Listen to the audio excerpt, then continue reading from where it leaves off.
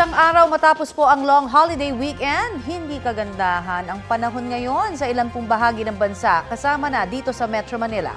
Muli kasing umiiral ang hanging habagat o southwest monsoon sa Southern Luzon at Visayas. Ayon po sa Pag-asa, pawang mga local thunderstorm naman ang mararanasan sa Mindanao at nalalabing panig ng Luzon. Base po sa rainfall forecast ng Metro Weather, uulanin ang malaking bahagi ng bansa kasama po ang Metro Manila sa mga susunod na oras. Posible ang heavy to intense rains sa ilang lugar na maaring magdulot ng baha o landslide.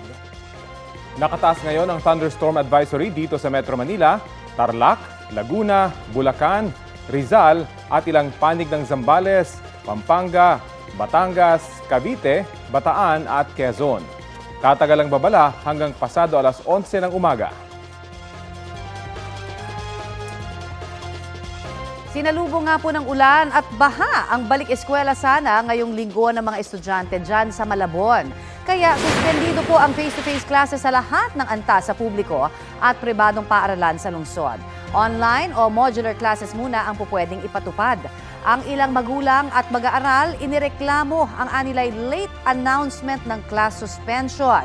Papasok na ho daw kasi ang ilang mga estudyante sa kanilang mga eskwelahan nang mag-anunsyo ang LGU pasado alas 5 ng umaga. Lagpas gutter ang baha sa ilang pangunahing kalsada sa Malabon. Naranasan din po ang pag-uulan sa ilang bahagi ng Quezon City. Sa bandang Cubao, lalo pong bumagal ang trapiko, sakto naman sa morning rush hour ng mga estudyante at empleyadong nagbabalik mula sa long holiday weekend. Nagkaroon tuloy ng mahabang pila sa ilang istasyon ng LRT at MRT, pati na rin po sa EDSA Carousel. Pinag-aaralan ng kampo ni Cassandra Leong ng Lucky South 99 na pogo sa Porac, Pampanga ang pagsasampa ng reklamo laban sa mga nagparesto at nagpakulong sa kanya dahil walaan nila itong basihan. Payo naman ng abogado ni Sheila Guo, magsabi lang siya ng totoo sa nakatakda niyang pagharap sa Senado ngayong araw. Balita hatid ni Oscar Oida. Mula sa National Bureau of Investigation, dinala sa Senado ang kapatid ni dismissed Bamban Mayor Alice Guo na si Sheila. Habang sa batas ng pambansa naman, si Cassandra Leong. May magkahiwalay na arrest warrant laban sa dalawa, ang Senado at Kamara, matapos ma-cite in contempt dahil sa di nila pagdalo sa mga pagdinig kaugnay ng Pogo. Basta advice ko, magsabi lang siya ng totoo. Dapat siya talaga magsalita kasi wala naman siyang tinatago. Pero siyempre, dahil pinailan siya ng kaso, pwede niyang i-invoke yung on certain questions, yung right against self-incrimination. Sa Miyerkules, inaasahang ihaharap sa pagdinig ng Quad Committee sa Kamara si Cassandra. She is our only link doon sa Lucky South 99 at saka doon sa ibang illegal Pogo hubs that was raided by PAOK. We have to get information from her kung sino yung may-ari, sino yung abogado, sino yung tumatayong mga incorporators nito. Ang gusto natin malaman dito sino ang people behind Cassandra Leong. You have to remember that Cassandra Leong is only 24 years old. And being so young and wala pang halos experience sa pagpapatakbo ng isang malaking negosyo, and having said that humahawak siya ng malalaking pera, imposibleng siya lamang. We wanted to find out. Gusto rin daw ng Senado na paharapin sa kanila si Ong. Pero sabi ni Barbers, pag-uusapan pa ito ng House Quadcom. Ang kampo ni Ong, pinag-aaralang magsampa ng reklamong arbitrary detention laban sa mga nasa likod ng pag-aresto at pagkakakulong nito. Kasama raw sa tinitingnan nilang reklamo ang mismong Justice Department. Arbitrary detention, any public officer who detains another without a legal cause. Tingnan natin kung pwedeng idemanda yung mga taga-DOJ sa mismong DOJ. Let's check the partiality or impartiality of the DOJ. Doon kami magdidemand. Hininga ng media ng reaksyon ng DOJ pero wala itong tugon. Sa gitna ng lahat ng ito, nasaan na nga ba si Alice Guo? Base raw sa pagkipag-ugnayan ng Presidential Anti-Organized Crime Commission o PAOK sa kanilang counterparts, nasa Batam, Indonesia pa rin siya. Ito rin ang impormasyong natanggap ni Senador Sherwin Gatchalian, pati na ng Bureau of Immigration. Yung mga ASEAN ambassadors na kausap ko at sabi nila naka-alerto na rin yung kanilang mga otoridad. So mahihirapan siyang gumalaw ngayon. Doon po sa ating coordination with our counterparts, Indonesian immigration, wala pa pong attempt si Mayor Alice Guo na magtawid border muli mula po nung huli niyang pasok noong August 18. Nauna na rin sinabi ng PAOK na base sa nakuha nilang impormasyon, hindi China ang posibleng final destination ng na-dismiss na Mayora, kundi sa Golden Triangle region sa Southeast Asia, partikular sa Cambodia.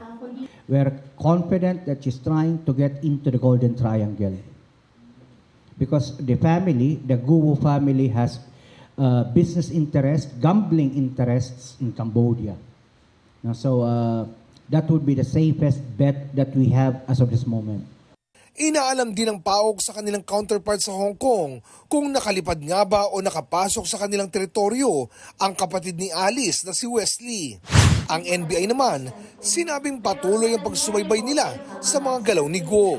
Yan continuously nagmo-monitor kami.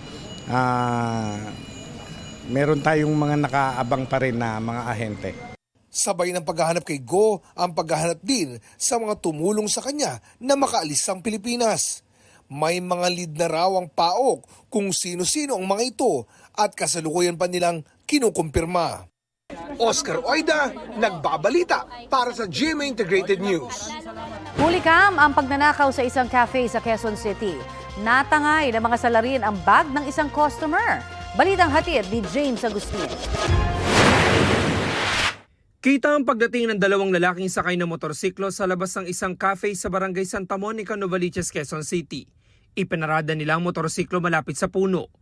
Bumaba ang angkas na tila may inaayos sa motorsiklo. Naglakad siya sa harapan ng cafe na parang nagmamatsyag. Matapos sa mahigit 20 minuto, ang dalawang lalaki bigla nalang pumasok sa cafe.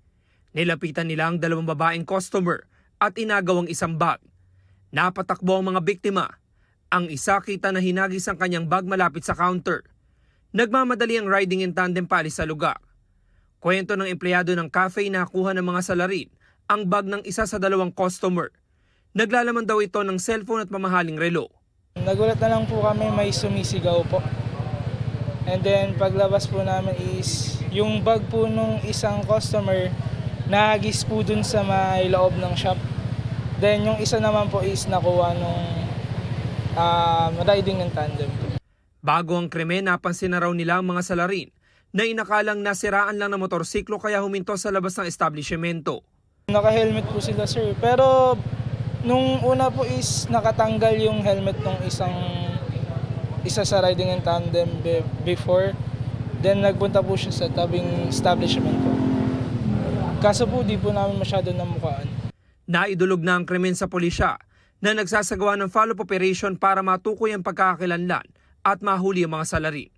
What we'll do is add more cameras dun sa mga blind spot na which is pwede nilang taguan. And siguro mas maging vigilant na lang yung mga staff namin. Mas aware sila kung sino yung mga nagpa-park. James Agustin, nagbabalita para sa GMA Integrated News.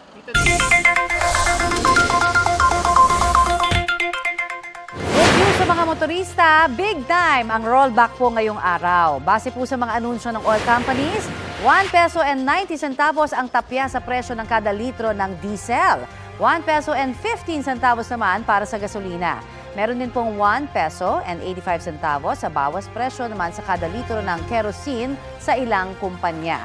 Sa kasalukuyan, tinatayang nasa halos 48 pesos hanggang halos 63 pesos po ang kada litro ng diesel sa Metro Manila. Halos 53 pesos hanggang halos 74 pesos naman ang gasolina, habang halos 69 hanggang halos 82 pesos ang kerosene. Pinuna ni Davao City Mayor Baste Duterte ang pagsisilbi ng arrest warrant ng PNP sa Kingdom of Jesus Christ compound para mahanap si Pastor Apollo Kibuloy at iba pang akusado. Wala na raw sa tamang proseso ang pagsisilbi nito, lalo na ang paggamit daw ng excessive force sa mga inosenteng mamamayan at sa pagpasok ng PNP sa KOJC compound. Maraming motorista at negosyo na rin daw ang naaabala. Tanong niya, hanggang kailan balak ng PNP na manatili sa compound? Naon na lang sinabi ng PNP na legal ang ginagawa nilang proseso. Ayon kay PNP Chief General Romel Marbil, naniniwala silang naroon sa compound ng KOJC si Kibuloy, kaya't hindi aalis sa mga pulis hanggat hindi may isisilbi sa kanya ang arrest warrant. Ayon kay DILG Secretary Benher Abalos, may mga intel report na nasa compound umano si Kibuloy. Nananawagan ulit si Abalos kay Kibuloy at iba pang mga akusado na sumuko at harapin ang kaso. Mananatili raw ang PNP sa compound para isilbi ang arrest warrant. Tiniyak din ni Abalos na magiging mapayapa ang sitwasyon. Nauwi sa sakitan nag-dispersal ng mga pulis sa mga miyembro ng Kingdom of Jesus Christ na nagprotesta sa harap ng kanilang compound sa Davao City. Sa gitna pa rin yan ng paghahanap ng mga pulis kay KOJC leader Pastor Apollo Kibuloy. Balita hatid ni Kent Abrigana ng GMA Regional TV. Ilang minuto matapos silang balaan, tinutuon ng pulisya ang pag-disperse sa barikada ng mga miyembro ng Kingdom of Jesus Christ sa harap ng kanilang compound. Mag-aalas 3 ng hapon kahapon. Unti-unting binuwag ang kanilang hanay gamit ang riot shield. May mga hinila, kinaladkad at pinadapang mga miyembro. Ilan sa kanila ang namato ng upuan at bote. Ang iba, pinalo umano ng pulis. Naglagay rin ng sariling barikada ang pulisya sa lugar at inalis ang inihambalang mga miyembro sa National Highway. Nauna na lang sinabi ng abogado ng KOJC na si Attorney Israelito Torion na legal ang kanilang pagtitipon dahil ginawa umano ito sa state of necessity sa ilalim ng civil code. Hindi kasi umano nirerespeto ang kanilang karapatang pantao.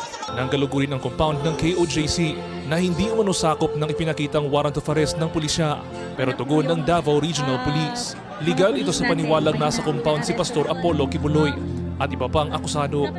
Nasa 18 miyembro naman ng KOJC ang hinuli ng kapulisan dahil may paglabag umano ayon sa pulisya. Kakasuhan sila ng obstruction of justice. Sinisikap namin silang kunan ng pahayag. Samantala, nahirapang dumaan ang mga pasaherong pupunta sa departure area o galing sa arrival area ng Davao International Airport kahapon ng umaga. Katabi lang ito ng compound ng Kingdom of Jesus Christ. Hassle kay first time na ko otro pagbalik daan sa Davao niya. Di ko kasakay di padulong dito padulong ko sa Tagum. Saan kami ngayon papunta? Puro close. Isang tao lang hinahanap. Bakit kami lahat apektado? Ang turistang PWD na si Sabrina, kinailangang maglakad pa airport mula sa kaniyang accommodation. Parang hindi na kami babalik kasi nakakatakot. Pati mga commuter papuntang trabaho, apektado. Nahasol kayo kay di may makatrabaho halos kay way masakyan. Ayon sa Civil Aviation Authority of the Philippines o CAAP Davao, maaari lang makapasok at makalabas sa airport gamit ang main entrance. What used to be our exit gate, nakasarado po siya ngayon as a precautionary measure because that gate is very near, masyadong malapit po doon sa kung saan yung kaganapan. Walang cancelled flights pero may mga delayed. Para sa mga passengers and sa mga langyaw, isolated case lang nahitabo. Kent Abrigana ng GMA Regional TV, nagbabalita para sa GMA Integrated News. Bagong-bagong balita, sinabi ng Commission on Human Rights na patuloy nitong minomonitor ang nangyayari sa compound ng Kingdom of Jesus Christ. Umapil ang komisyon sa PNP na pairalin ang maximum tolerance. Kapuso, alamin ang maiinit na balita. Bisitahin at mag-subscribe sa GMA Integrated News sa YouTube. Sa mga kapuso abroad, samahan nyo kami sa GMA Pinoy TV at sa www.gmanews.tv.